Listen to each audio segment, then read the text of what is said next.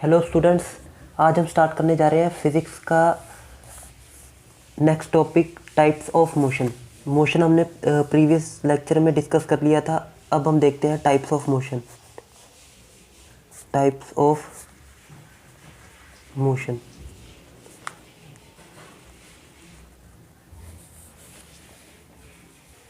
तो हमारे पास 3 टाइप्स के मोशन है।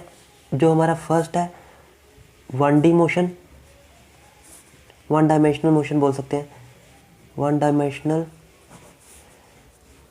मोशन। सेकंड है 2 डायमेंशनल मोशन।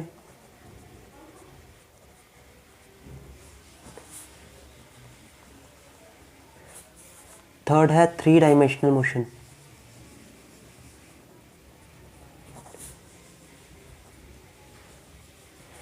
इसको करने से पहले सबसे पहले हम 1 डायमेंशनल मोशन का बेसिक आइडिया ले लेते हैं।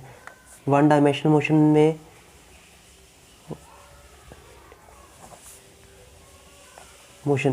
इसको हम रेक्टिलिनियर मोशन भी बोल सकते हैं। जैसे मान लो हमारे पास कोई ऑब्जेक्ट है, एक पॉइंट ऑब्जेक्ट किसी पॉइंट ए पे प्रेजेंट है। वो एक स्ट्रेट लाइन में चलते पॉइंट बी पर पहुंच गया। तो अगर वो सीधी लाइन में चल रहा है और सीधी लाइन से चलते वो पॉइंट बी तक पहुंच गया, तो इस टाइप के मोशन को हम बोलते हैं rectilinear motion.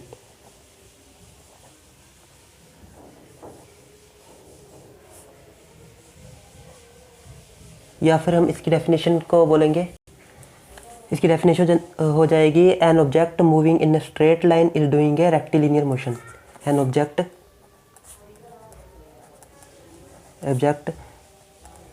Moving in a straight line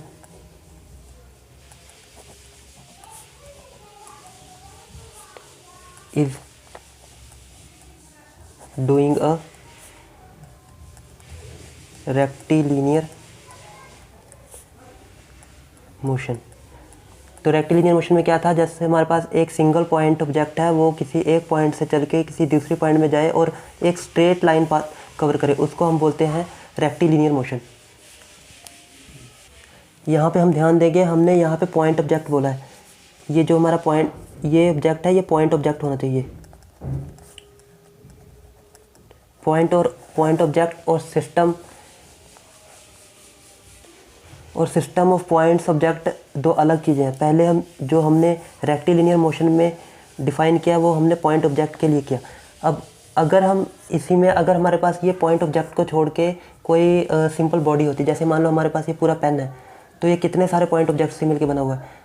मान लो हम ये 10 कोई 3 पॉइंट से मिलकर बना हुआ है, 1 2 3। वैसे तो ये बहुत सारे पॉइंट से मिलकर बना हुआ है, लेकिन हम इसको मान लेते हैं कोई किसी 3 पॉइंट से मिलकर बना हुआ है। ये हमारा पेन है, समझ लो ये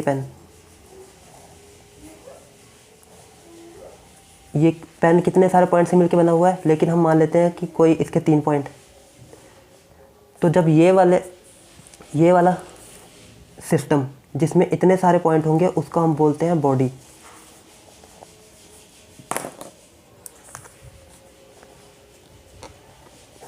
जब ये बॉडी ऐसे सीधी मूव करे स्ट्रेट लाइन में, अगर कोई सिस्टम ऑफ पार्टिकल्स या सिस्टम ऑफ पॉइंट ऑब्जेक्ट्स अगर स्ट्रेट लाइन में मूव करे, तो उसको हम बोलते हैं ट्रांसलेटरी मोशन।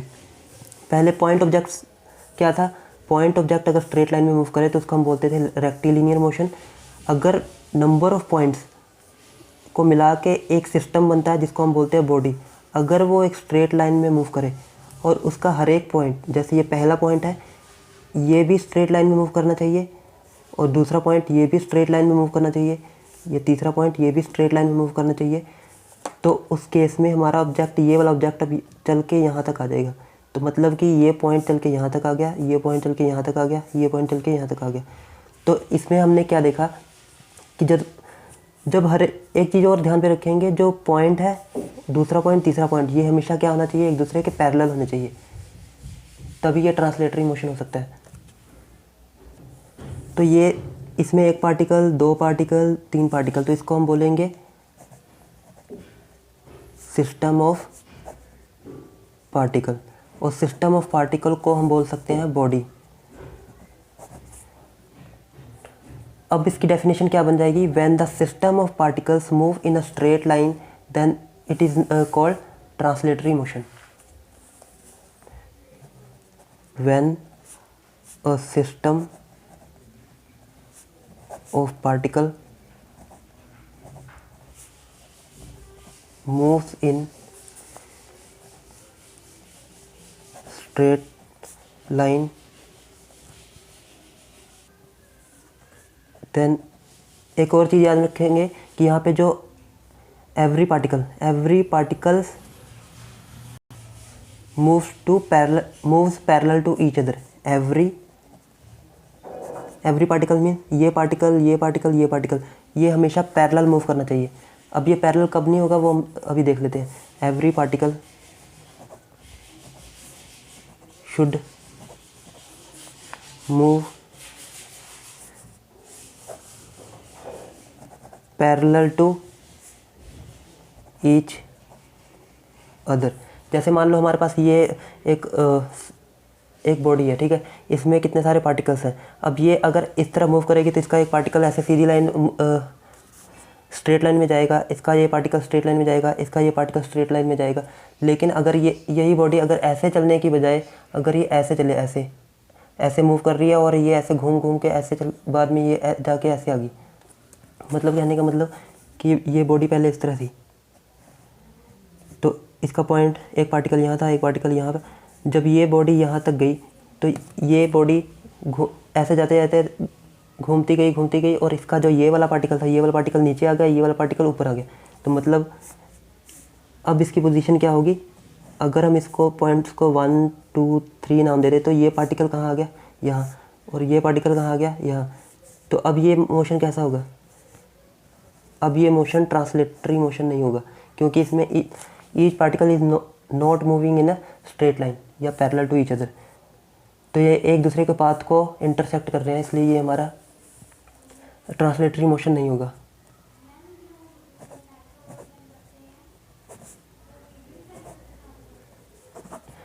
तो हमने देखा कि जो ट्रांसलेटरी मोशन की कंडीशन क्या होती है। पहली कंडीशन ये होनी चाहिए कि जो system of particles mean body एक स्ट्रेट लाइन में ट्रैवल करनी चाहिए। दूसरा जो उसके ईच पार्टिकल, यहाँ तो हमने 3 ही पार्टिकल लिए, ये सिस्टम ऑफ पार्टिकल से मिलकर बना होगा, हज़ारों लाखों करोड़ों पार्टिकल से मिलकर बना होगा। तो वो सभी पार्टिकल क्या होने चाहिए, एक दूसरे के पैरेलल ट्रैवल करने चाहिए। तो उस केस को हम बोलेंगे ट्रांसलेटरी मोशन।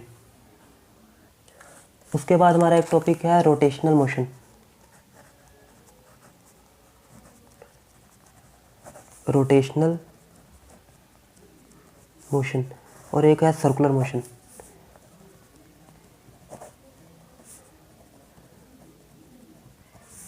अब पहले हम समझते हैं कि पहले सर्कुलर मोशन क्या होता है। जैसे मान लो हमारे पास एक पॉइंट ऑब्जेक्ट है। सर्कुलर मोशन में पहले हम सर्कुलर मोशन देखते हैं। मान लो एक पॉइंट ऑब्जेक्ट है, वो एक सर्कुलर पाथ कवर कर रहा है। ऐसे कोई पॉइंट ऑब्जेक्ट यहाँ पे था ए पे, ये ऐसे घूम के आया, ऐसे घूमते घूमते घूमते घूमते अपने पाथ पॉइंट पे वापस आ गया। तो जब ऐसा मोशन होगा उस टाइप के मोशन को हम बोलते हैं सर्कुलर मोशन। यहाँ पे हम ध्यान में रखेंगे जो हमारा ये पॉइंट था ये हमेशा पॉइंट ऑब्जेक्ट होगा। इस केस में सर्कुलर मोशन में पॉइंट ऑब्जेक्ट का केस है ये, पॉइंट ऑब्जेक्ट। उसकी डेफिनेशन क्या हो जाएगी, when an object covers a circular path then it is said to be an circular motion. When a point object, ये ध्यान में रखेंगे, when a point object covers a circular path it is said to be in circular motion. When a point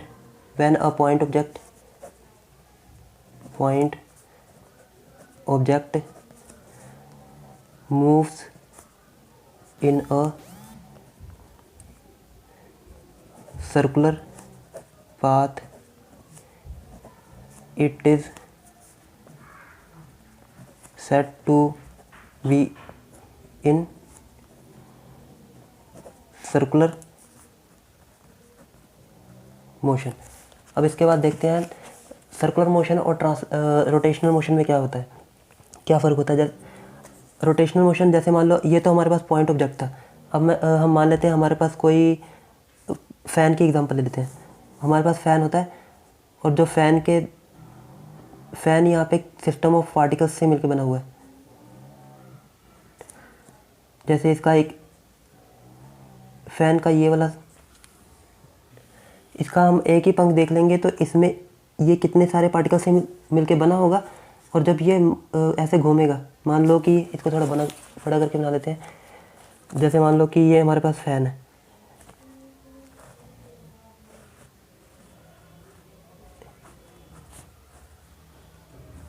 इसका ये कितने सारे particle से मिलके बना हुआ है।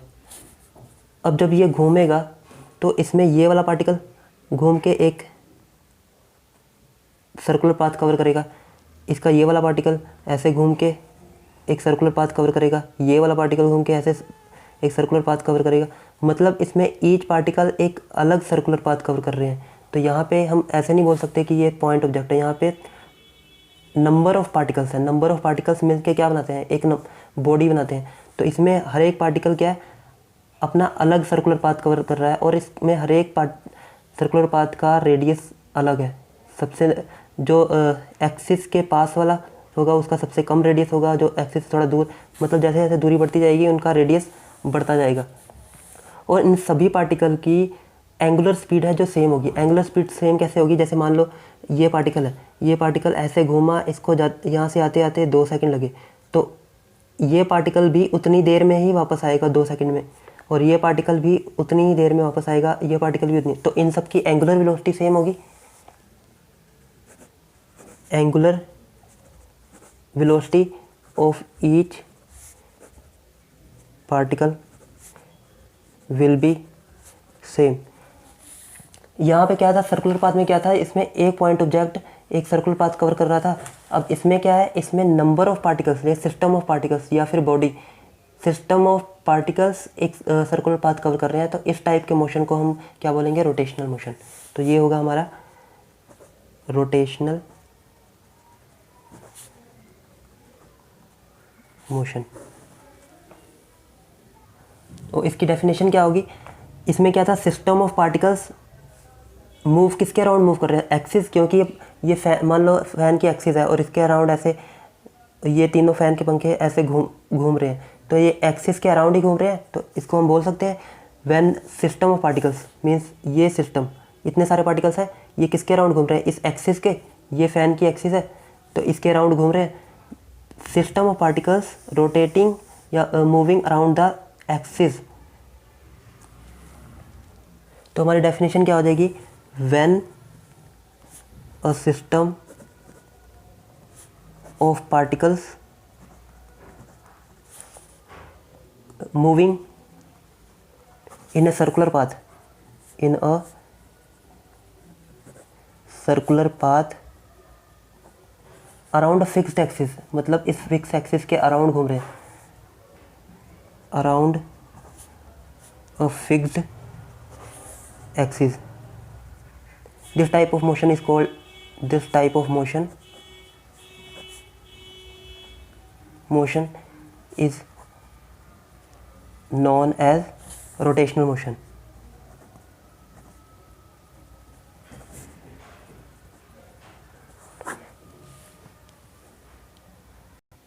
इसके बाद देखते हैं कॉन्सेप्ट ऑफ ओरिजिन।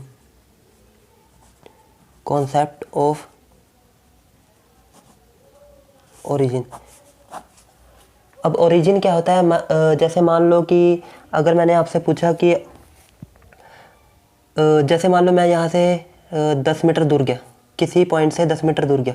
अब मुझे कैसे पता चलेगा कि मैं 10 मीटर दूर गया, मुझे ये भी तो पता होना चाहिए कि मेरा कोई स्टार्टिंग पॉइंट है जहाँ से मैंने अपनी जर्नी स्टार्ट की थी और मैं 10 मीटर कवर कर गया। तो जिस जगह से मैंने जर्नी स्टार्ट की थी, या फिर हम बोल सकते हैं किसी पॉइंट को हम ओरिजिन मान सकते हैं जहाँ से हम अपनी मेजरमेंट स्टार्ट करेंगे। मतलब ओरिजिन का मतलब ये होता है कि जहाँ से हम अपनी जर्नी स्टार्ट करें या फिर जहाँ से अपनी मेजरमेंट स्टार्ट करें। तो इसको हम बोल सकते हैं कि जैसे हम origin is a point from which where we start our measurement. Origin is a point from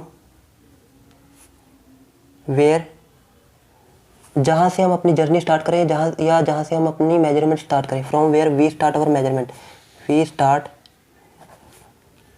our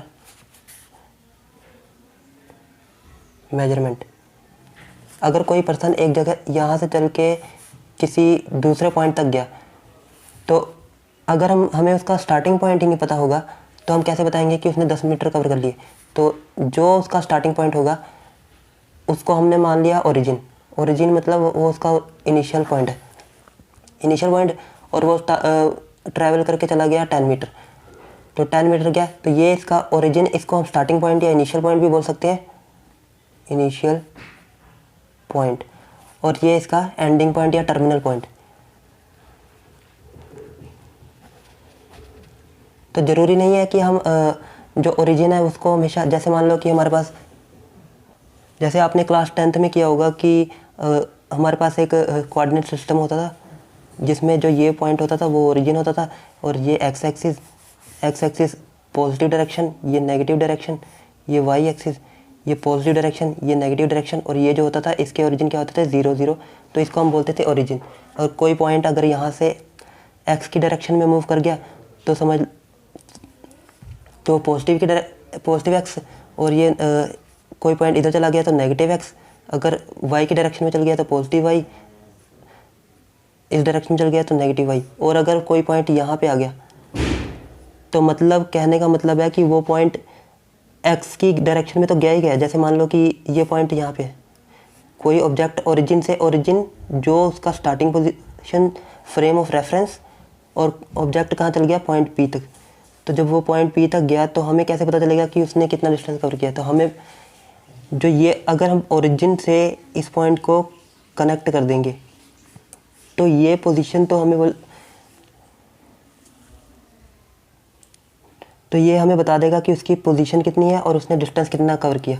तो ये हमें क्या क्या बता रहा है, एक तो डिस्टेंस कि हमने कितना डिस्टेंस कवर किया, और बता रहा है कि किस डायरेक्शन में मतलब डायरेक्शन का मतलब समझते हैं कि वो एक्स की डायरेक्शन में 3 यूनिट गया और वाई की डायरेक्शन में 4 यूनिट गया, मतलब जैसे 1 2 3 4, और एक्स की डायरेक्शन में कितना गया 1 2 3, तो एक्स की डायरेक्शन में 3 यूनिट गया, वाई की डायरेक्शन में 4 यूनिट गया, तो इसके कोऑर्डिनेट क्या हो जाएंगे 3 और 4। तो ऐसा मोशन जिसमें 2 कोऑर्डिनेट हमें चाहिए, एक एक्स और वाई, पी की पोजीशन बताने के लिए, उस मोशन को हम बोलते हैं 2 डायमेंशनल मोशन। अभी हम इसको डिटेल में करेंगे। 2 डायमेंशनल मोशन। पहले हम 1 डायमेंशनल मोशन से स्टार्ट करते हैं। तो ओरिजिन का मतलब आपको समझ में आ गया होगा कि जहाँ से हम अपनी कैलकुलेशन या मेजरमेंट स्टार्ट करते हैं उस पोजीशन को हम बोलते हैं ओरिजिन। और ओरिजिन कोई फिक्स पॉइंट नहीं होता, ओरिजिन हम अपने कन्वीनियंस के हिसाब से कहीं पे भी ले सकते हैं और अपनी मेजरमेंट वहाँ से स्टार्ट कर सकते हैं। 1 डायमेंशनल मोशन करने से पहले हमें एक बात क्लियर होनी चाहिए। पहले हम एक्स वाई जेड तीनों एक्सिस बना के देख लेते हैं। जैसे मान लो कि हमारे पास कोई ऑब्जेक्ट है, ये हमारे पास एक्स एक्सिस और ये वाई एक्सिस और ये एक जेड एक्सिस हम ऐसे बना के देख लेते हैं। जैसे मान लो किसी पॉइंट ऑब्जेक्ट ने यहाँ से चलना स्टार्ट किया और चलते चलते वो इस पॉइंट पे पहुँच गया। अब हम देखते हैं, और जो तीनों एक्सिस होती हैं ये हमारे जैसे ये हमारी एक्स एक्सिस होगी, ये वाई एक्सिस होगी, ये जेड एक्सिस। हम किसी को भी अपनी मर्जी से इसको एक्स या इसको एक्स, इसको वाई जेड, हमने यहाँ पे किसको लिया, इसको एक्स एक्सिस ले लिया, इसको वाई एक्सिस, इसको जेड एक्सिस। अब जो इसको हमने एक्स मान लिया, ये इसको वाई मान लिया और जेड मान लिया, और जो पॉइंट था यहाँ से स्टार्ट होके यहाँ तक चला गया, मतलब पॉइंट ऑब्जेक्ट यहाँ गया। अगर पॉइंट ऑब्जेक्ट यहाँ गया तो वो एक्स एक्सिस की डायरेक्शन में कितना मूव किया, तो एक्स एक्सिस की डायरेक्शन में 1 2 3 मान लो 3 मूव कर गया। अब हम देखते हैं वाई एक्सिस की डायरेक्शन में कितना मूव किया। वाई एक्सिस की डायरेक्शन में उसने कोई भी पॉइंट मूव नहीं किया, तो ये हो गया 0।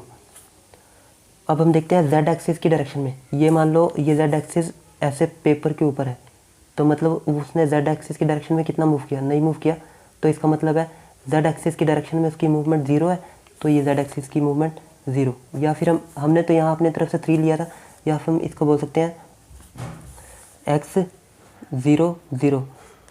तो इसमें हमें P की पोजीशन बताने के लिए सिर्फ एक्स एक्सिस की ज़रूरत पड़ी, और ऐसी जिसमें हमें सिर्फ एक एक्सिस की ज़रूरत पड़े उसकी पोजीशन रिप्रेजेंट करने के लिए, ऐसे मोशन को हम बोलते हैं लीनियर मोशन या फिर रेक्टिलिनियर मोशन या फिर one dimensional motion. One dimensional motion, इसमें क्या हुआ था कि जो पॉइंट ऑब्जेक्ट था सिर्फ एक्स एक्सिस की डायरेक्शन में ही मूव किया, और अगर मान लो ये यहाँ पे वाई की डायरेक्शन में जाता तो यहाँ क्या होता, मान लो यहाँ पे पहुँच गया होता वाई की डायरेक्शन में, तो यहाँ हो जाता एक्स की डायरेक्शन में कितना मूव किया, एक्स की डायरेक्शन में 0, वाई की डायरेक्शन में ये वाई डिस्टेंस कवर कर गया तो वाई कोऑर्डिनेट, और जेड 0, क्योंकि जेड की डायरेक्शन में तो आया ही नहीं तो ये 0 हो जाएगा। तो ये हमारा क्या हो गया, linear motion, one dimensional motion बोल सकते हैं, या फिर हम इसको बोल सकते हैं रेक्टिलिनियर मोशन, रेक्टिलिनियर मोशन या फिर लीनियर मोशन।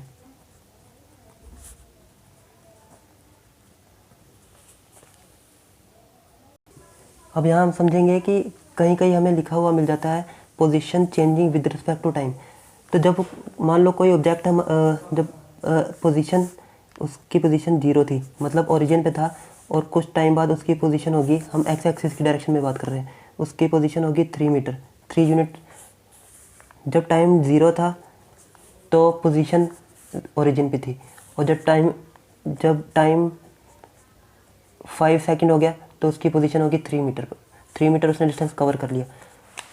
तो जो डिस्टेंस कवर किया उसने कि सिर्फ एक पॉइंट सफिशिएंट है इसकी पोजीशन बताने के लिए। तो फिर इसकी डेफिनेशन यहाँ से क्या हो जाएगी, the motion of object, the motion of an object is said to be one dimensional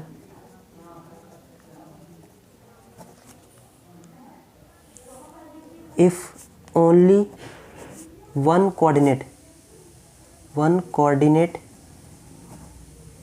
या x एक्सिस या y एक्सिस या z एक्सिस, तीनों में से कोई एक कोऑर्डिनेट इसकी पोजीशन को स्पेसिफाई करे कि ये किस डायरेक्शन में मूव कर रहा है। If only one coordinate specifies mean बता रहा है, स्पेसिफाइज द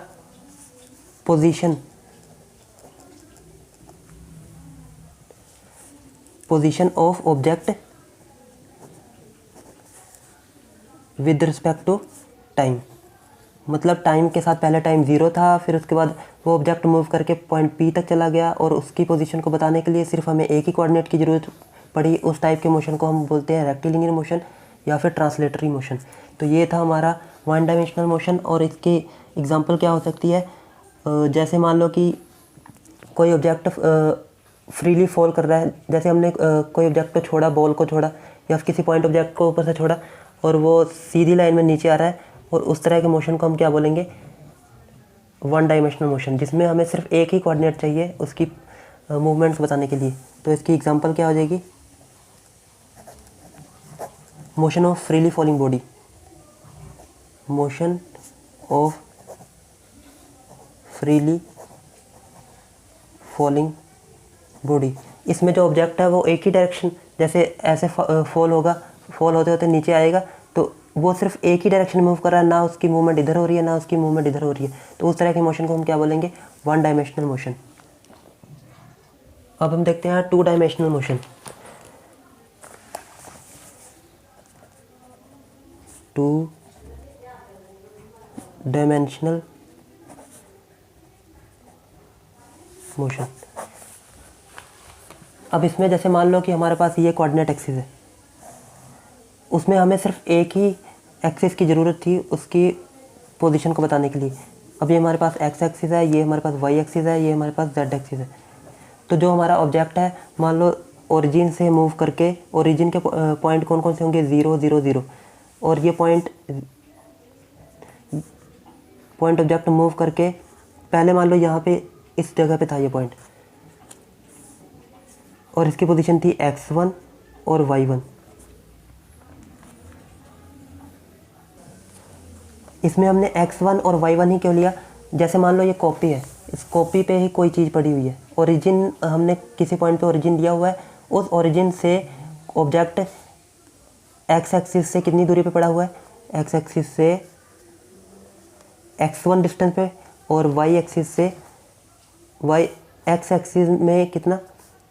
x1, और y एक्सिस पे y1 दूरी पे यहाँ पे हमारा पॉइंट ऑब्जेक्ट, ओरिजिन से यहाँ पे ऑब्जेक्ट पड़ा हुआ है।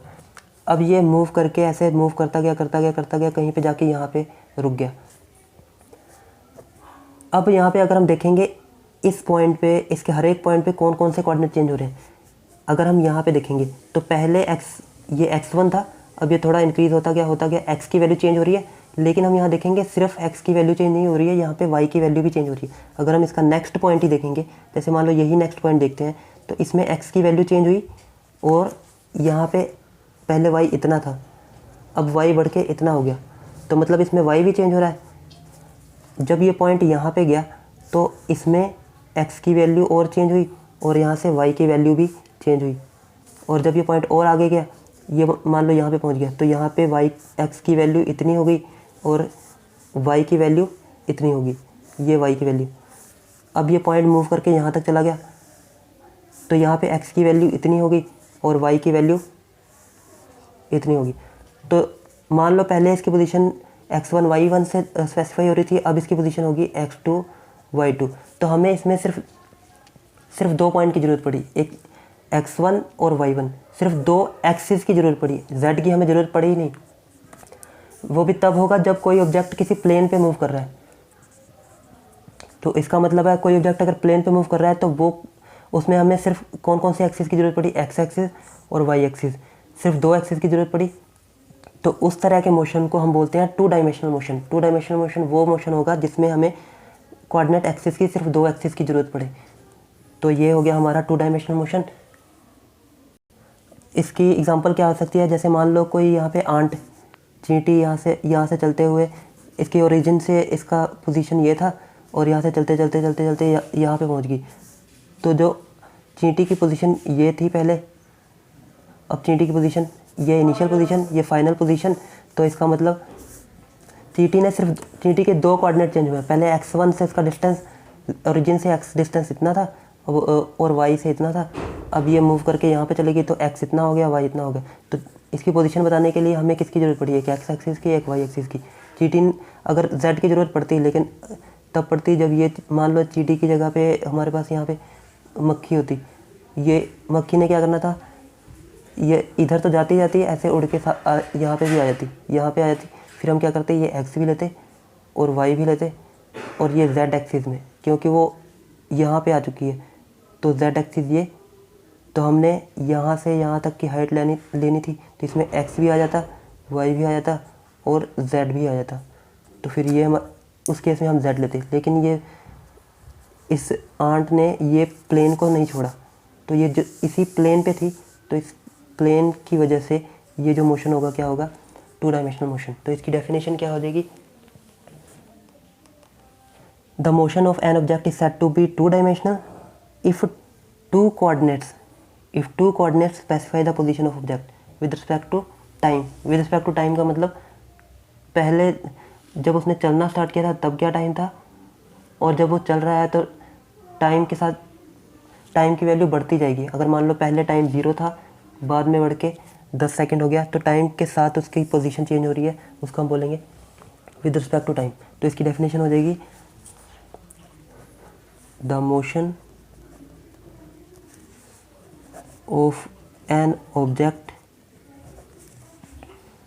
Is said to be two dimensional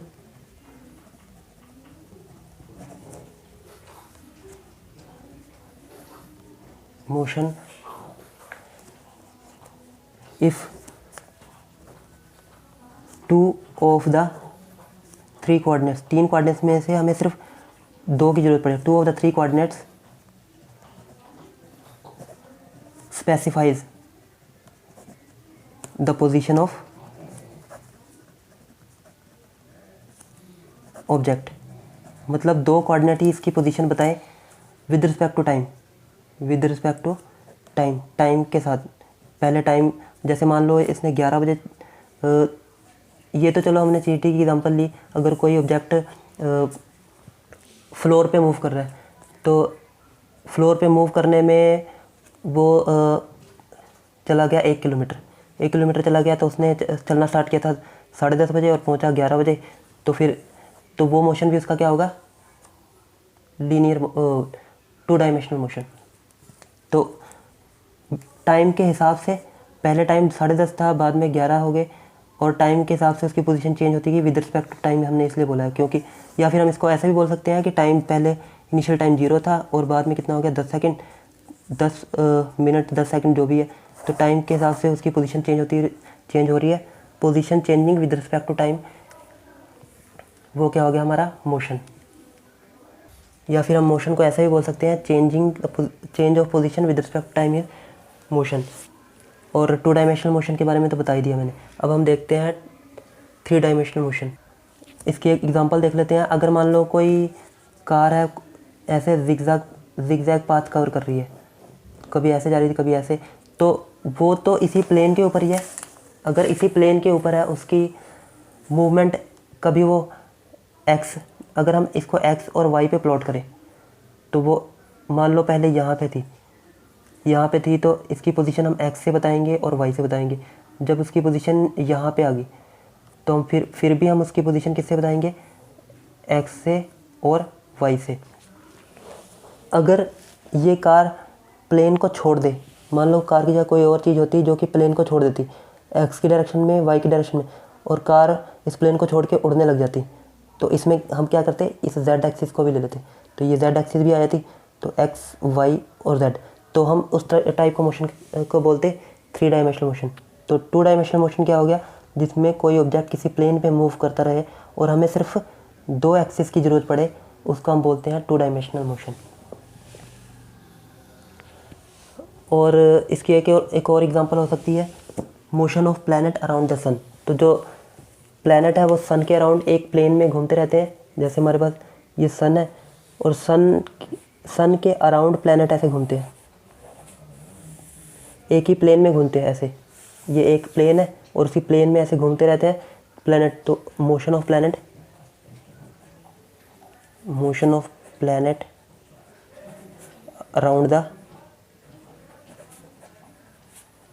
sun.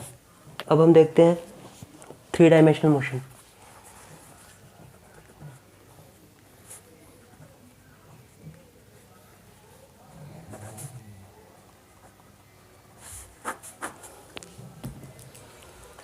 Three dimensional motion में क्या होता है, जैसे मान लो कि ये हमारे पास 3 डायमेंशनल कोऑर्डिनेट सिस्टम है, ये एक्स, ये वाई और ये जेड। और कोई मक्खी की एग्जांपल ही लेते हैं, या कोई ऑब्जेक्ट जो कि उड़ रहा है और वो पहले यहाँ पे था। तो जब ये ऑब्जेक्ट स्टार्टिंग में यहाँ पे था, ओरिजिन से उसकी पोजीशन पहले ये थी, ये हम इसकी पोजीशन मान लेते हैं, पहले इसकी पोजीशन ये थी, और ये 3D में है, मतलब किसी प्लेन के ऊपर नहीं है, ये ऐसे है, मान लो किसी हवा में उड़ रहा है। तो हमने कहीं पे भी ओरिजिन मान लिया। ओरिजिन से हमने देखा कि उसकी एक्स से डायरेक्शन है x1 डिस्टेंस पे, y से पोजीशन है उसकी y1 डिस्टेंस पे, और ये z से पोजीशन है उसकी, ये z बाहर को होगा हमारी, ये कॉपी के परपेंडिकुलर ऐसे जैसे मैंने पेन रखा है, ये मान लो z एक्सिस है, ये x एक्सिस है, ये y एक्सिस है, ये z एक्सिस है, और ऑब्जेक्ट पहले कहीं यहाँ पे था स्पेस में। तो हम पॉइंट से x ये, और ये y और z की डायरेक्शन में इतना, मान लो ये z है, तो उसकी पोजीशन यहाँ पे कहीं पे होगी। तो यहाँ पे उसकी पोजीशन कौन कौन सी होगी, x, y और z। तो ये हो गया point P, x1, y1 and z1। अब इसमें तीनों पॉइंट आ गए, और ये पॉइंट मूव करके चला गया, मतलब यहाँ पे कहीं पे स्पेस में मूव करते करते यहाँ पे चला गया। ये पॉइंट भी यहाँ पे किसी एक प्लेन पे नहीं है, ये भी किसी 3D स्पेस में ऐसे। तो अब इसकी जो पोजीशन होगी x1 y1 z1, तो जब वो पहले उसकी पोजीशन ओरिजिन से पोजीशन कितनी थी x1, अब उसकी ओरिजिन से पोजीशन कितनी होगी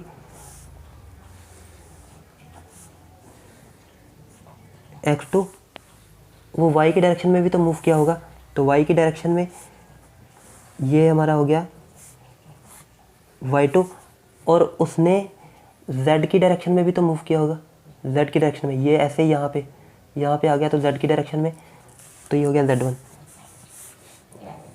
यहाँ पे दिखा नहीं सकता पर आपको पता लग गया होगा कि यहाँ पे z की डायरेक्शन में, तो ये हो गया पॉइंट P1 इसकी इनिशियल पोजीशन थी, अब ये मूव करके यहाँ पे आ गया z1 पे।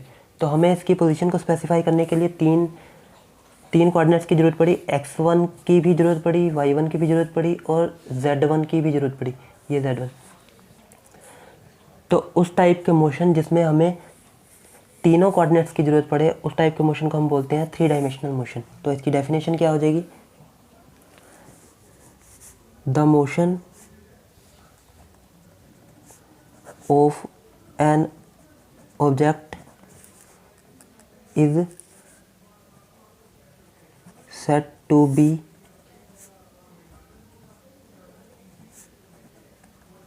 three-dimensional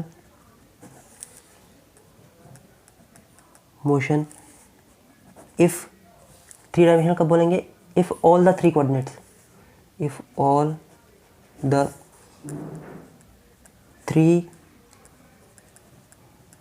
coordinates are required to specify the position of object with respect to time। अब इस डेफिनेशन को समझते हैं। The motion of object is said to be 3 dimensional motion if all the 3 coordinates, अगर तीनों कोऑर्डिनेट्स की जरूरत पड़े, हमें x की भी जरूरत पड़े, y की भी जरूरत पड़े और z की भी जरूरत पड़े, टू स्पेसिफाई द पोजीशन, इसकी पोजीशन बताने के लिए कि इसकी पहले पोजीशन क्या थी, ये पोजीशन थी, इसमें x में कितना था, y में से कितना था और ओरिजिन से z की डायरेक्शन में कितना था, और बाद में मूव करके पॉइंट Q पे चला गया। तो अब उसकी फाइनल पोजीशन क्या है, वो फाइनल पोजीशन बताने के लिए भी हमें x की ज़रूरत पड़ेगी, y की ज़रूरत पड़ेगी, z की ज़रूरत पड़ेगी with respect to time. Time तो चेंज होगा ही, क्योंकि किसी टाइम पे अगर उसने 11 बजे चलना स्टार्ट किया था तो यहाँ पे 12 बजे पहुँच गया, 12 बजे पहुँचा, तो फिर पोजीशन तो चेंज हो रही है विद रिस्पेक्ट टू टाइम। तो उस तरह के मोशन को क्या बोलेंगे हम, 3 डायमेंशनल मोशन। तो आज के लिए बस इतना ही। अपने नेक्स्ट लेक्चर में हम डिस्कस करेंगे distance and displacement. Thanks for watching.